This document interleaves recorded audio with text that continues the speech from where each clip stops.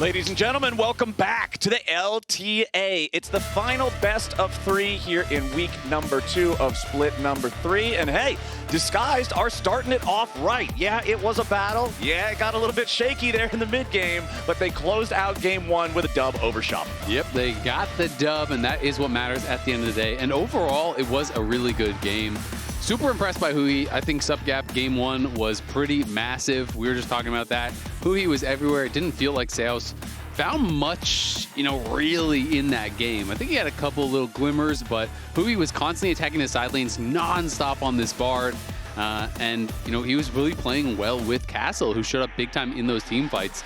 Rahel, as well as DARKWINGS, I think looked good. eXyu, I think, was fine. I feel like he had the most oopsies for sure. I think he had some good moments, but he definitely had some really bad ones. And I think that is something that eXyu just needs to think about, where it's like, I feel like when I watch him on stage, he just almost wants it too bad, where it's one of those things where maybe because you lose a lot, you feel like really pressured to try to do something. You're like, I don't want to sit back and do nothing and just lose. Like, I got to find a play. I got to make something happen. But then sometimes that makes you lose. It's like a guy sitting at a poker table, and he loses quite a few hands in a row. So he's like, oh, I got to up the bet. I got to try to make it back. And it's like, well, did you? Maybe not. We'll see.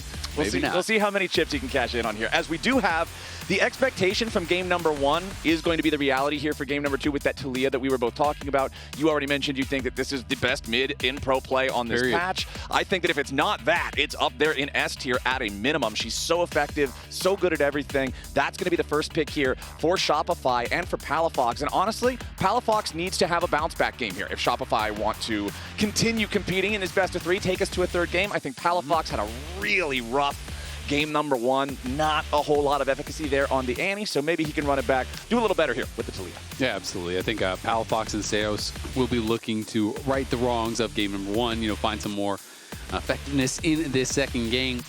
They aren't going to have those kind of like prime setup champs. When you think of the best pairings with Taliyah, it's going to be Pantheon, which is banned, and Vi, which was played in the first game. But Xin can definitely work well with it. Of course, you can prep the Q, flash in, knock them up, seismic shove off that. You also have the combo with Renekton, point and click stun into the seismic shove, so there's going to be setup there as well. The answers on the other side for DSG, I feel like game 1, they're like, we're going to be active on the map, we're going to do a lot. Game 2, I feel like you kind of are going the entire opposite way. Our top side here is Victor, Kai'Sa, Skarner. This is the most like do nothing and then fight later type comp you can really see. So I'm a little bit sad to see that kind of a draft from DSG after what was a very active early game where they got a lot done. It feels like they're kind of already opting themselves into, all right, we're going to do nothing and then hope we win later. Yeah, I always prefer more proactive approaches to the early game. I always enjoy some PvP in my League of Legends, but Kai'Sa does also have chances to make some crazy stuff happen sometimes, so we'll see if maybe we can get some Kai'Sa angles for some tower dives, some counter dives, however you want to make it work. And Skarner, Kai'Sa are kind of a fun combo because you can actually just like drive in on the Skarner with Ishtal's impact and pull them into a wall that you can then sometimes all out them under a tower and like weird things like this. So there's some kind of fun combos that you can do. You can also alt carries over towards a wall where then Kai'Sa can take them on a magical journey, ending in their horrible death. So, it is one of those plays that can be kind of a fun duo to mess around with. Kai'Sa is Vin Diesel, and Skarner is the car. He's the car. That's the perfect. Hit the Nos. Skarner match made in heaven. You can't hit it too early, though. You got to make sure that you've got the timing right. But wait, do they have to draft a speed-up champion to actually be the Nos then? Yeah, that's a good question. Like, I is think Zillion like the Nos? An enchanter is the Nos button. Well, we already have Victor's like our mechanic character who like hangs out in the garage fixing up the cars and like scaling. Skarner is the car. Yeah, Skarner's the working car. on him. Kai'Sa's Vin Diesel, and now we need someone to be the Nos tank. Yeah, we need somebody that's the speed up. You're just the tank. I mean, hey. If somebody's got to be the car, somebody's got to be the And then the AD carries like the rocket launcher that's strapped to the car for some reason because it's Fast and Furious. Right. The rocket launcher that everybody keeps in their trunk, because otherwise, how are you ever going to drive to the moon? As we all do. If you don't have a rocket launcher. You're not. It's the most important part of the car. It'd be horribly embarrassing to get caught driving around without your rocket launcher. Okay, Neeko is the rocket launcher because she can be anything at any point. Yeah. So that's going to be our special She surprise. could be a second car if she wants. Yeah. There could be 2 Vin Diesels. We pull a car out of the trunk of the other car. Vin Diesel gets in the trunk of his car, drives another car. Yeah. That's the next Fast and Furious. We should be writers. If we ever get tired of casting, we could write some Fast and Furious films. Get us in a room with a whiteboard, you know? Over on the other side, though, we will see, you were talking a little bit earlier about how, yeah, you don't have the ideal pairings with Taliyah for setting up seismic shoves. I think Nautilus is a great Taliyah buddy. Obviously, you know, you can hit the dredge line as long as you're pretty accurate, but you don't need to be accurate for the ulti. Nice, easy setup there for that seismic shove as we go forward. And the last pick of this draft for Shopify will be the Kai'Sa to go alongside the Nautilus, a very, very common pairing. Yeah, this is just kind of like a full send style comp here from Shopify. And it is really interesting because, you know, had they actually elected to save support counterpick on 5, then something like a Renata could absolutely cook what Shopify has drafted. But instead, they actually elected to save their AD carry pick for last. So we'll see if they can get much value from that. Obviously, Neeko does still have good counter engage. Not saying that it's a bad pick, but you know, some of these kind of like really strong supports that can answer as a counter are interesting. And we are getting to Yunara. So Jan brought it out yesterday. It was actually the first one to win with it in competitive play. It was 0-7 coming into that game yesterday, and then he won with it. I haven't actually checked in on how many games have been played since then. I'll have to double check on that, but Yunara did win yesterday for Jan, so it'll be interesting to see if Rahel can get a win. And I will say, if your engage is not on point here from Shopify, you're trying to engage past a Skarner and a Cassante through the gravity field, you know, through this counter engage from the Neeko. Like, there's a lot of tools to turn around a fight pretty quickly from DSG. Yeah, and I'm going to be excited to see exactly how well this Yunara can be piloted here by Rahel. We like his Ezreal from game number 1. He did a pretty good job. I honestly thought both AD carries did a really good job in game number 1, but now you're on the new champ. Not a super impressive win rate on it so far. 1-8 in competitive, so. Yeah. Pretty bad That's competitive the updated one. That's like, what, 11% win rate or something? Quick math. It's not the best win rate in the world, but we'll see if Rahel can maybe double that up. That's a good question. Now, the other question is, are you furiously Googling the names to her abilities right now? Oh, as soon as I saw it hovered, yes. Also, most of these abilities, one, there's 2 names for every ability because of the way that the ultimate functions, and 2, some of these are really long, dude. Like, this is not a casting esports-friendly champion kit. You're not going to say that she uses Kanmei's steps every time she speeds up? Well, I mean, it's only Kanmei's steps until she ults. Then she's the untouchable shadow if she has transcended oneself. That one's that's going to be a little bit tricky. Rahel transcends oneself. Rahel transcends his car. And becomes the untouchable shadow of another car. This is the most like Naruto, you know, type names. It's like hitting him with the jutsus and. Dude, back when I was... These are some edgy names. I remember back when I was a teenager, my... congratulations to Huhi for his 300 wins, 7th ever to achieve this in and the for LTA being the rocket launcher on Vin Diesel's car. Right, yeah, he's the rocket launcher. So Rahel is the driver, or was he the other car? I'm forgetting. We didn't decide. Yeah. Okay. So that remains to be seen. This is dealer's choice. We can change that at any moment. Right. That's the fun part about these types of movies. The plot doesn't make any sense to begin with, so at any point you can just change it. The whole thing is a plot hole. Yeah, it all works out. Okay, so here's our report card check-in from game number 1. Final grades: a B- for DARKWINGS. The lane and the positive CS difference might not have made their way to the Rift like we were hoping, but he did make plays. He did outperform his opponent. Rahel getting checks everywhere. It wasn't supreme dominance of the role. Again, I think Bvoy had a really good game in game 1 too, but these are both passing grades. You're happy with these. Rahel, deathless. You know, he was slightly up in CS. You know, he did make a really good play, kiting out that over-engage from Shopify mid lane on the Ezreal, which allowed them to get the Barret after. I just give him a note. See me after class with the build. I think the Frozen Heart was a little bit sus. We had double AP soul laners that feels like they were the ones that were threatening him. So the Frozen Heart to me didn't really make any sense, but honestly, a solid game from both Rahel and DARKWINGS, and I think they should be really happy with that. It's tough having your debut be against, you know, who they were playing last week, which was FlyQuest, and you're kind of expecting to just look bad straight up because everyone kind of does against them. But this is an opportunity for them to really show what they've got. And game 1, hey, I'm pretty impressed. I think you both played really solid. And remember, you're not just up against another team that's at the very bottom of the standings here in Shopify. Shopify Rebellion took 3rd in Split 2. This is a good opponent. So if DSG can close this out, especially if they can do it in 2-0 fashion in this best of 3, that is a great burst of momentum. I'm with you. That's a real-life NOS button. There you go. I'm with you. And so far, Rahel and huhi, as expected, will have that push down on the bottom side. You know, when you do have the Neeko, it feels like you almost guarantee that you are going to be getting the push, unless they have something that is really lane focused. Like Caitlyn Lux or something. Exactly. I mean, you know, it's unique because, I mean, obviously it's just strong in a lot of different ways, the way that you can play around vision. We were talking about the cannon minion interactions that you can actually just absorb what feels like a million tower shots from turning into a siege minion when you are doing dive to tank that up. Like, there's so many interactions that are just really strong, but also you are like the only hard engaged champ that also is lane dominant, right? Like, you are this poke champ and you can be poking and prodding and bullying out a lane, but also you still have Proto Belt, Flash, Ult, which is insanely powerful. So it is one of these only champs that kind of bridges that gap and fills a lot of different roles. So I think that's kind of what makes it so strong these days. All right, let's see what our junglers are up to right now. Just doing a little bit of normal pathing after the full clears. We did have the Scuttle Crabs split on either side. As bottom lane here, Seos just stepping forward here, trying to maintain presence in the lane. Seos, again, really rough overall game one from him, I think. I never did, Isaac, get my wowie moment from the big rel engage. So hopefully on this one, I think Seos and Palafox, we mentioned it during draft, those are the two that have to step up really big compared to their performance in game number one if Shopify wants to keep this one going. Yep, and both of these ADs on the early base did go back for a cull. You can see that there is a lane swap being pulled off, though, by Shopify. So they are sending their Kai'Sa up towards top side. And right now, Seos is moving out towards mid. But it is going to be a much more difficult situation for Fudge thus far, because he's going to be in that 1v2 where K'Sante is just in a 1v1. K'Sante's going to be chilling, should be able to farm no problem, and already has the early Bramble, so shouldn't really be threatened at this point.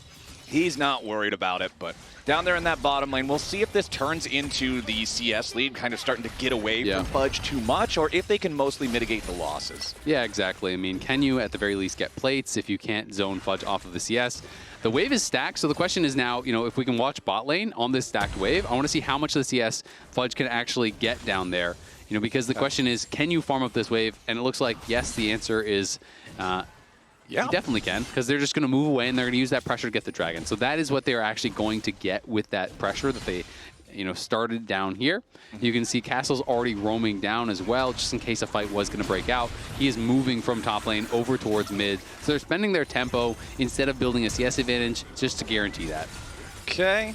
Pathmaker there from Castle, make sure that he does not get jumped on any further by Contractz, as DARKWINGS was already forced to flash just a moment ago. Contractz continuing to chase after Castle through the jungle here. Not going to go all the way deep behind enemy lines, but just wants to make sure he throws off the K'Sante tempo as much as he can. Yeah, exactly. And some of the wave was being denied up on top lane. Bvoy, it's not like a full freeze. It's going to push back towards the K'Sante, but did deny, I don't know what it was, say 4 or 5 minions, something like that from Castle, as Castle moved down towards mid lane just in case there was a fight.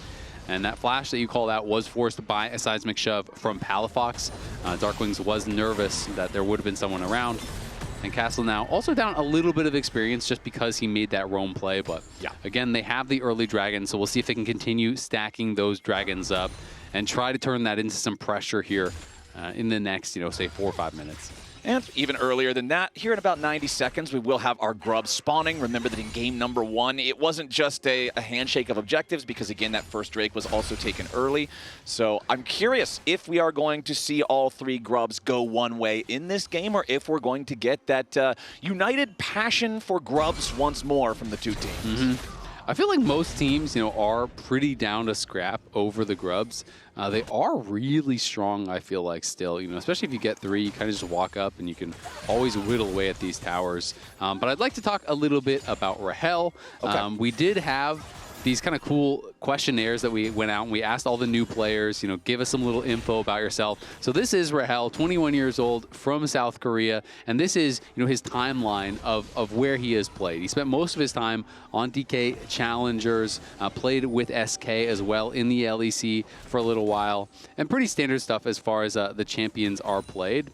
But I feel like, he had a really solid game last game. This was a pick that I think a lot of people were kind of questioning. I think Photon, people were looking at, okay, yeah, you did really well in the LEC. More people were negative, I think, on how Rahel performed in the LEC, and kind of as a result, were less hot on him coming over.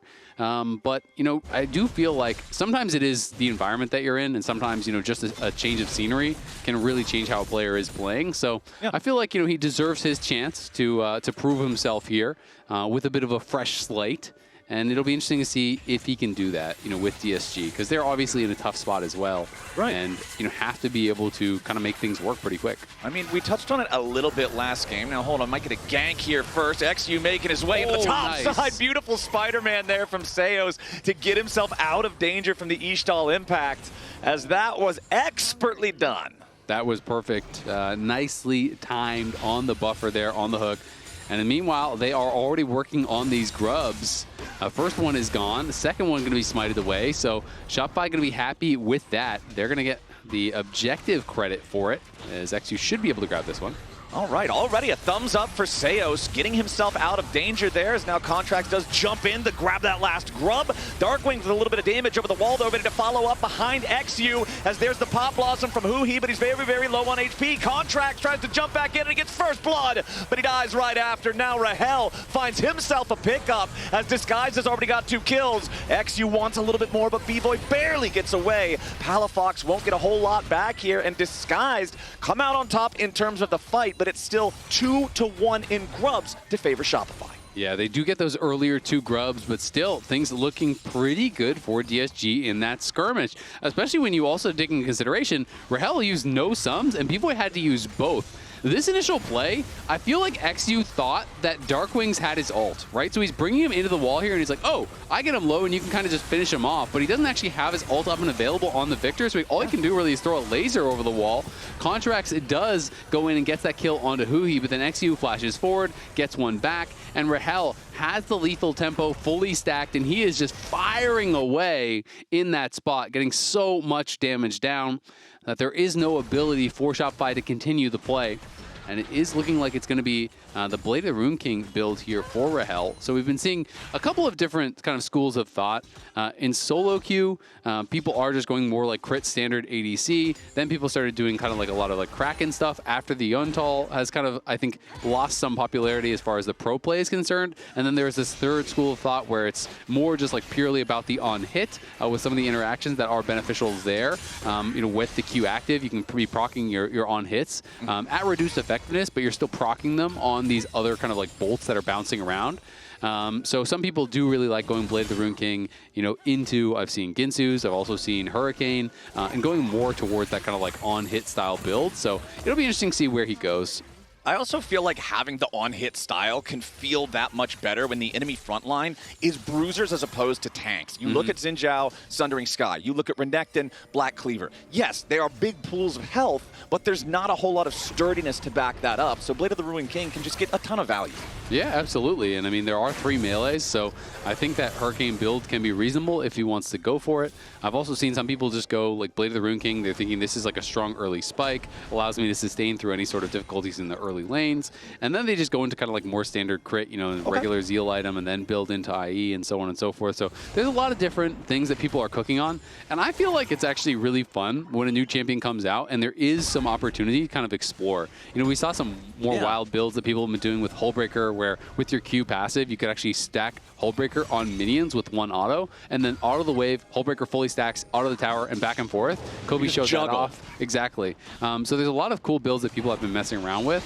And to me, that's like one of the most fun parts of a new champion coming out, is we are going to watch the flash being traded, I should say, there between Castle and Palafox in that replay. Yep, Castle wanted to go for the pick, but couldn't find it since Palafox was fast enough on the reaction. Second Drake of the game secured. This time it's Shopify's, though. So again, we are seeing a very similar state for the objective game, at least, to game number 1. We have the first 2 Drakes split evenly. We have the grubs on a 2-to-1 split.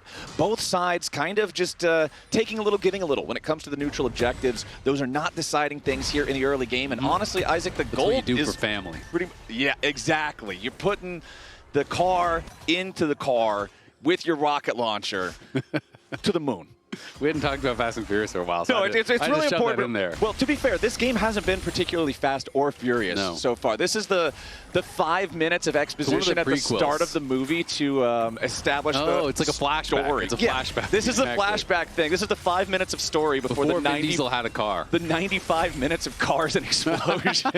So don't worry, we'll be done with the story stuff soon, and then we can get back to the cars. Yeah, exactly. That's what we're all here They're for. They're tuning up the hot rod, you know? Yeah. He went to the garage. He bought himself a nice item here for his car, a nice heart steel to upgrade that car.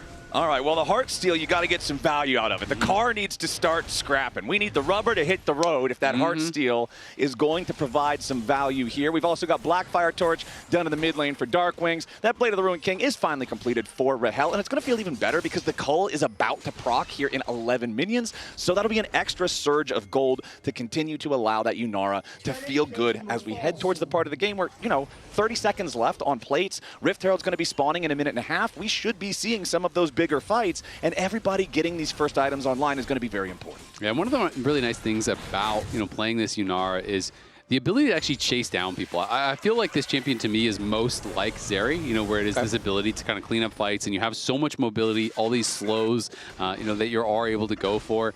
To chase down people in a fight, and a winning fight can very quickly become a super snowball fight where Yunara is just chasing everyone down, wiping them out.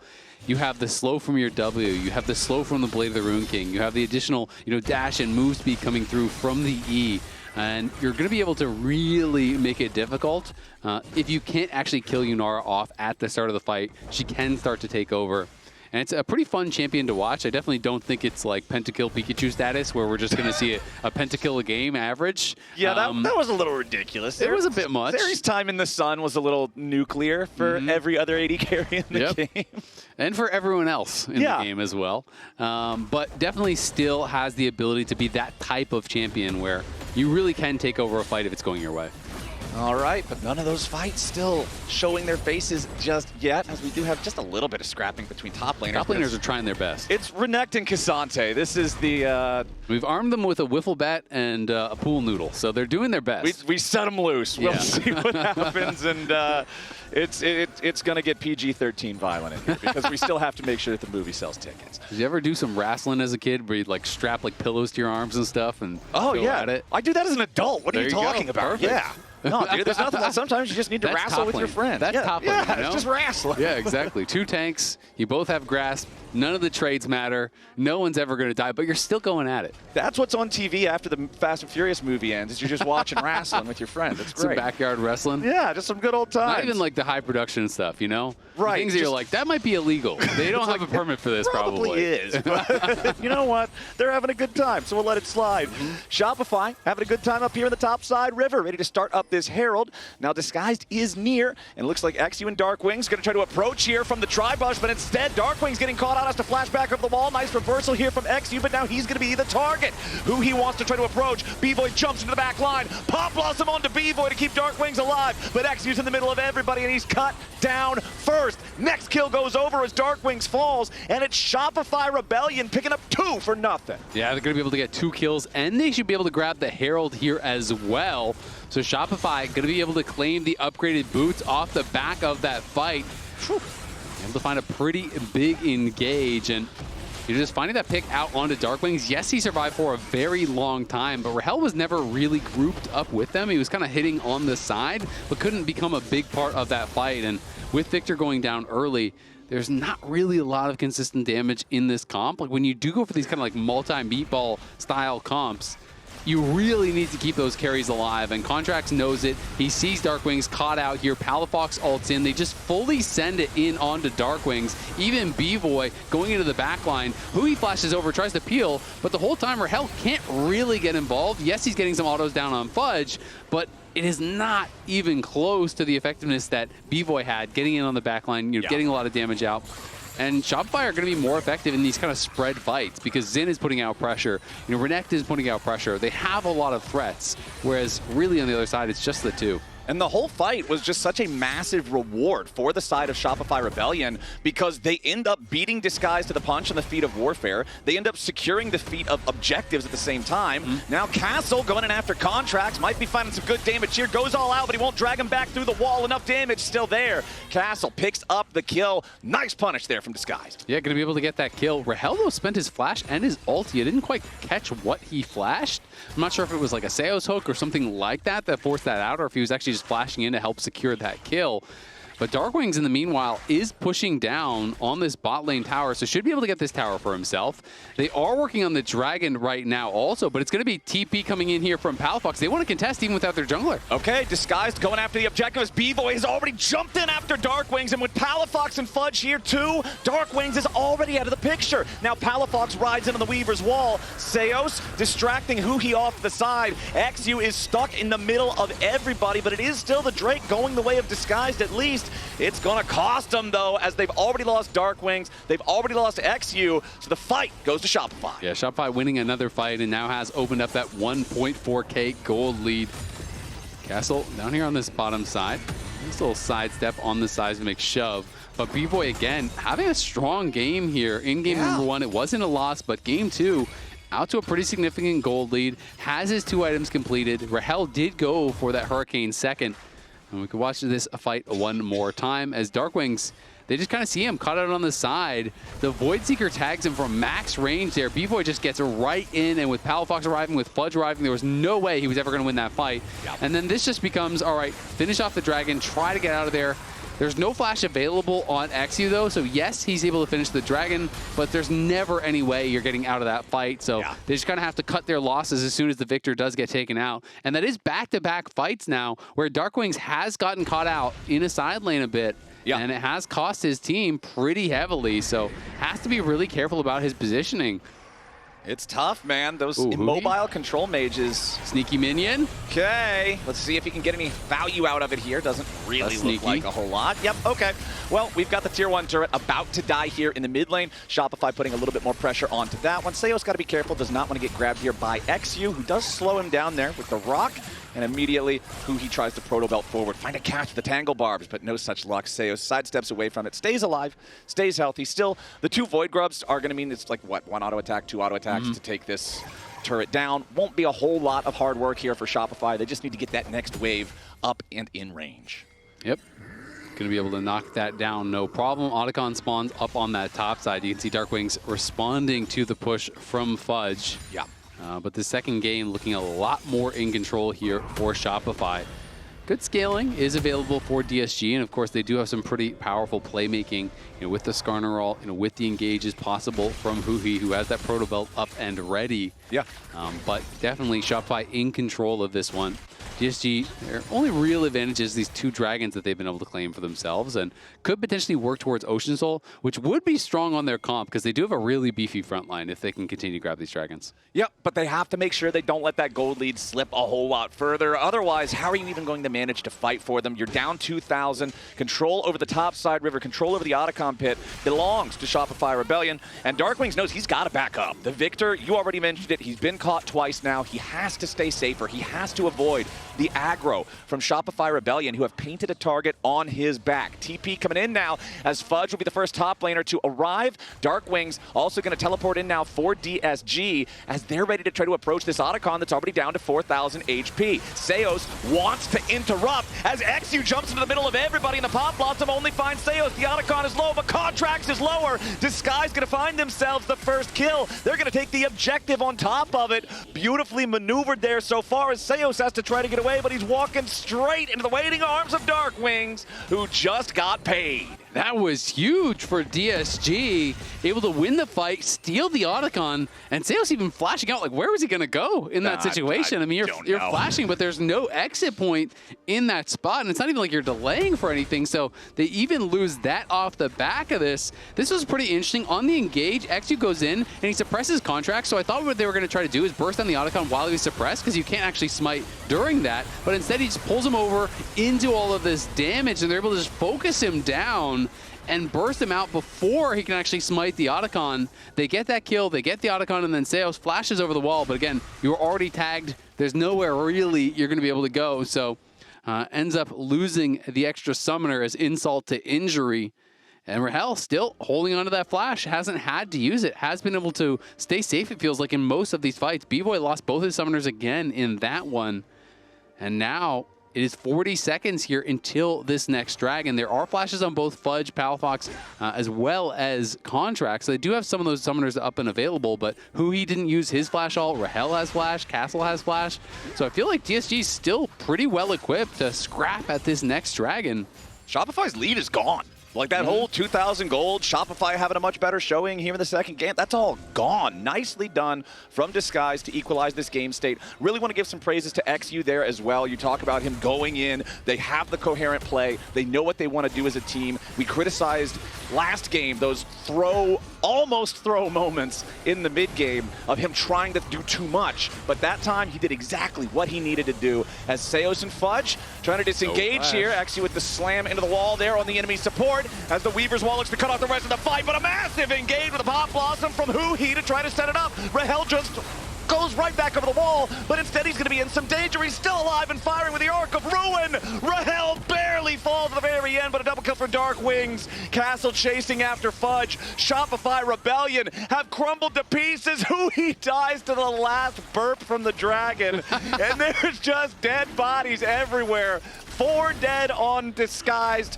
Pardon me, 4 dead on Shopify, 3 dead on Disguised. It's a DSG team fight victory, and they're going to earn themselves soul point off the back of it. There we go. Now we're getting the explosions coming through here. That was a 10-second car. Exactly. That was a pretty explosive fight here.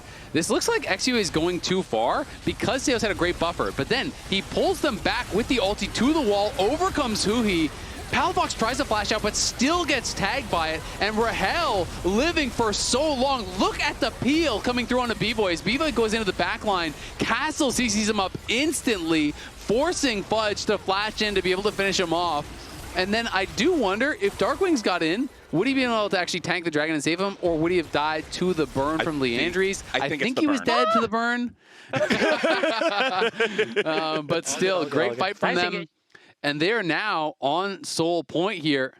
Look at the reactions here. Yeah, you can see the hope in the coaching staff at Disguise saying, wait, God, this is so winnable. This is so playable. Like, they have a very good shot at being able to take this game. You already mentioned they're scaling earlier. You've got Victor, incredibly powerful team fighter as the game goes on.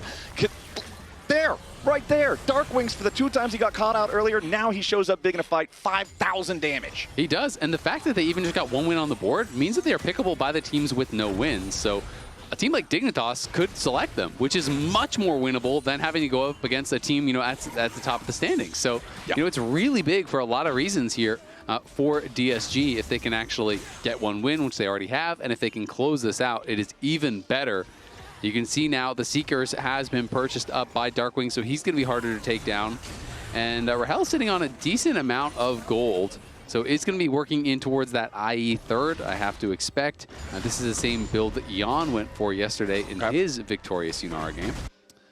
So if you go 0-2 against the best team in the league, and then you go 2-0 against the 3rd place team in the league, logically, does that not make you the 2nd best team in the league? Logically, it means you 3-0 G2 internationally. Yeah, that'll work. Oh, I'm always happy for those. That's the math. I always get a kick out of those. That's always a happy day for me. But we've got Disguise now, still just making sure they don't want to hyper-accelerate anything too fast here. It's not time to flip the NOS switch just yet. The gold still very slightly favors Shopify Rebellion, but at this point, it's really not worth even commenting on because of the fact that the flowers that Disguise has, the little bit of extra advantage that they got, again, another bonus of getting that Otacon, pretty much equalizes the combat power that we've got. Yeah, especially you also have these extra Ocean Soul dragons, or not Ocean Soul yet, but dragons that are working towards the Ocean Soul. And yeah, so that's going to be a little bit of combat power there too. And so DSG definitely in a good spot. It's going to come down to the execution in these team fights.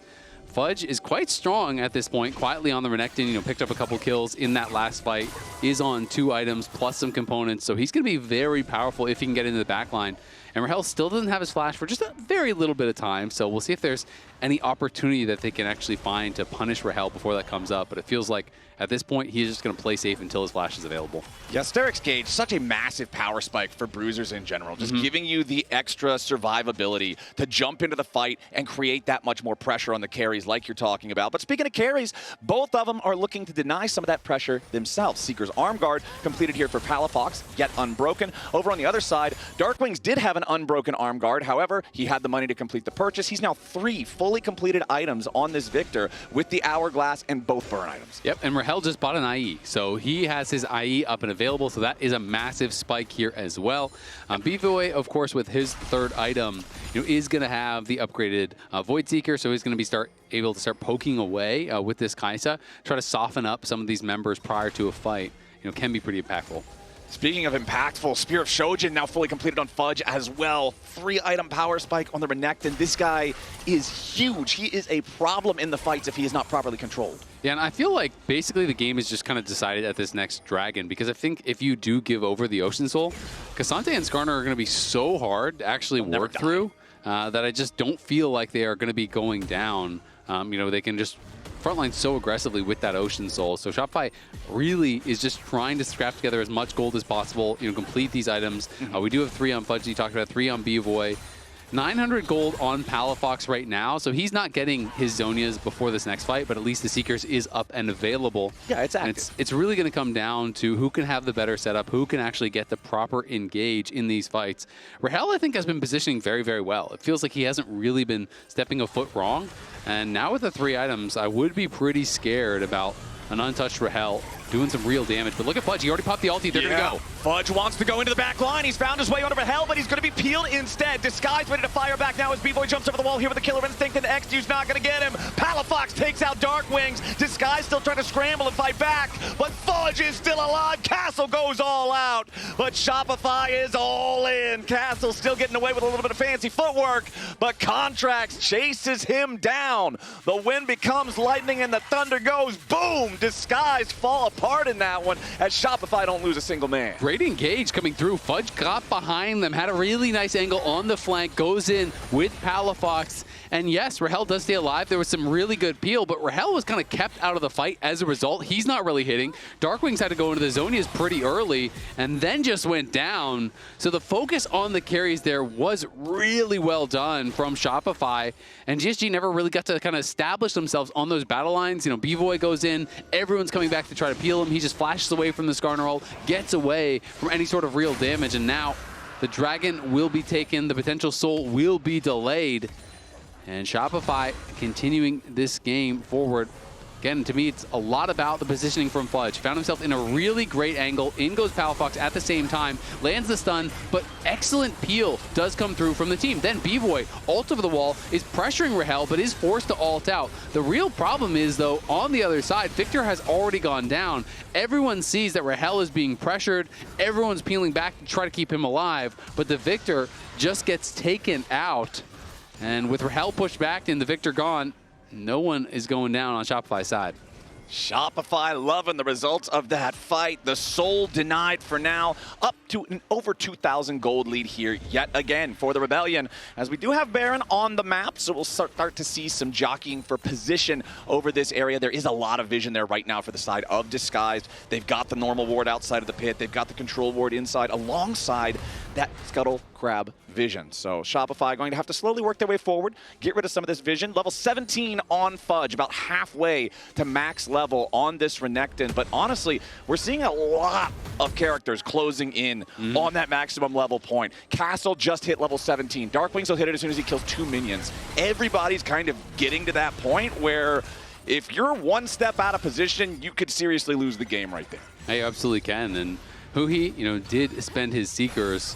And when you're a support, if you're not winning a lot of fights, you're not really getting gold at this point in the game. So it's going to be a very long time before he actually gets the Zonias. You can see Palafox Instead, big pick. eXyu, nice impale there on the contract, but where's the follow-up damage? Now, Shopify can try to turn it back around. Huhi's about to die. He's got to be careful. eXyu trying to create a little bit of space, but Fudge is in the middle of everyone yet again. eXyu finally falls, but Zeus and Fudge are in danger here in the front line. The Pathmaker from Castle nearly takes Fudge out. Disguise scrapping back and forth here. It's Zeus traded for eXyu in a 1-for-1. Shopify are doing a really good job of kind of keeping Rahel from actually ever being able to fully chase down in these fights. Fudge is going forward, putting pressure on him, and then once he's in danger, he's just pulling back, and they're allowing the ultimate to expire from Rahel. He can never get in, and now Shopify are just starting this dragon, but Contractz is low and has no ult, so this is risky. Yeah, Contractz at death's door already. DARKWINGS firing off some poke here with the lasers.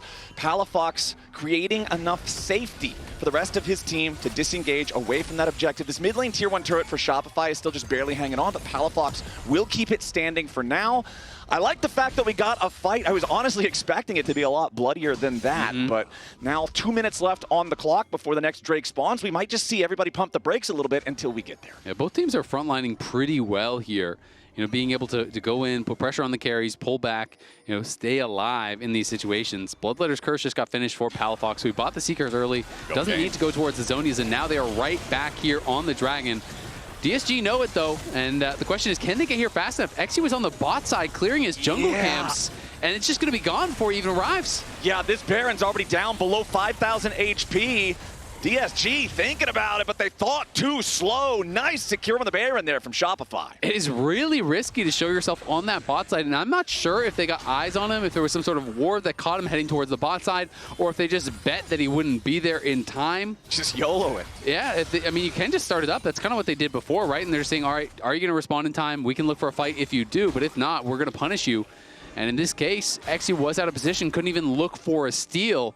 So Shopify walking away with a freebie on the Baron, and the Baron is going to be active when this dragon spawns. So it's going to mean that's very difficult for DSG to actually get these waves pushed out, get vision and set up around that dragon. So Shopify are going to have a big edge in this coming fight. Yeah, the timing here is great. You get the gold infusion, you get the bonus power of the Baron, you get the extra map control that it naturally provides by making the minions so much stronger. This is a recipe for success for Shopify Rebellion, who are now 4,000 gold ahead of DSG. It's probably going to take a misplay on the side of Shopify and a good punish from DSG to really be able to win a fight right now. Yeah, I mean, DARKWINGS is pushing top lane, so they have no wave clear. Oh, he's already about to die. The Pop Blossom keeps him alive for an extra second, but he's still burning down. The tier 2 has already fallen.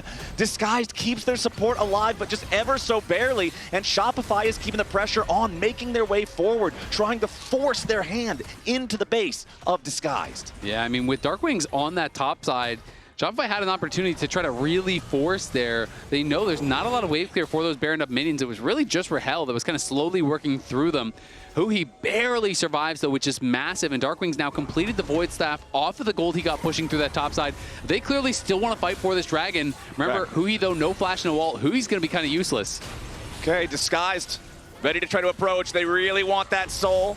Fudge just drawing their attention over the wall here a little bit longer. Weaver's wall fires out. Now eXyu's going to take damage here on the front line, but the Skarner's still pretty tanky. Nice two-man ulti comes out with the impale onto Contractz and Zeus. Contractz about to die, Zeus at the same time, but Rahel's been killed. Bvoy with a killer instinct finds his man. Fudge chasing far into the back line, might just finally get punished, and he will be shut down by DARKWINGS, but it's a 4v3, and Shopify are liking the odds. A double kill for Bvoy, and Contractz isn't slowing down. Beautiful seismic shove onto the victor. Palafox guarantees DARKWINGS has no way out. Contractz going on a killing spree as the only one left alive is Huhi. Yes, he's got Pop Blossom. Yes, he's got Flash. No, there's nobody else left to help him. And Shopify Rebellion are breaking into the base. Yeah, and I think they're about to send us here to game 3. They have the Baron up minions. There's no one respawning for so long, and I don't think Huhi can defend. All right, Huhi, scramble as you like. This one's going to be tough. Pop Blossom hits plenty of targets, but there is no damage there. Ace for Contractz.